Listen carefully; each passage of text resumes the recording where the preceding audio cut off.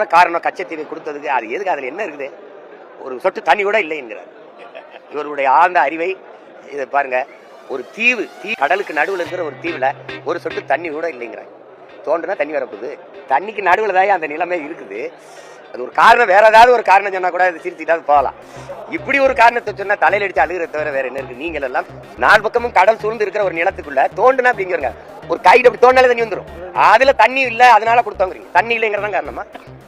சரி, தார் பாலைவனம், அந்த ராஜஸ்தான்ல இருக்க பாலைவனத்துல கேட்டா தண்ணி இல்லைன்னு கொடுத்துருவீங்களா?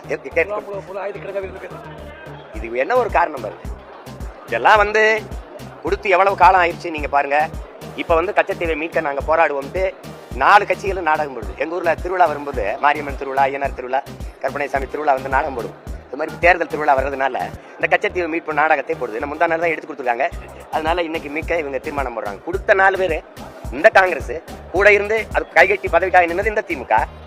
அது இவ்வளவு காலமாக அதிகாரத்தில் இருந்த இந்த கட்சிகள், பாரதிய ஜனதா, அதிமுக எதிர்த்து போரிட்டு மீட்காம திருப்பி தேர்தல் வரும்போது அது நாங்க போய் ராமேஸ்வரத்துல தொடர்ச்சியாக மீனவர் படுகொலை செய்யப்படுவது, வலைப்பு விரிக்கப்படுவது, படகு பறிக்கப்படுவது, சிறைபிடிக்கப்படுவதை எதிர்த்து பெரும் போராட்டத்தை நிகழ்த்தியதனுடைய பின்விளைவா இப்ப தேர்தல் வருது. மீனவர் வாக்கு வேணும்ல, சரி அதெல்லாம் விடுங்க. அது அந்த நாடகம். எங்க தாத்தா முகேத்தவர் இறந்து எவ்வளவு நாள் ஆச்சு? இன்னும் முந்தா நாள் தான் இறந்து இன்னைக்கு அடக்கம் பண்ண மாதிரி நீங்க மணிமண்டபம் கட்டு வந்தீங்க. 46 ஆண்டுகளா என்ன பண்ணீங்க?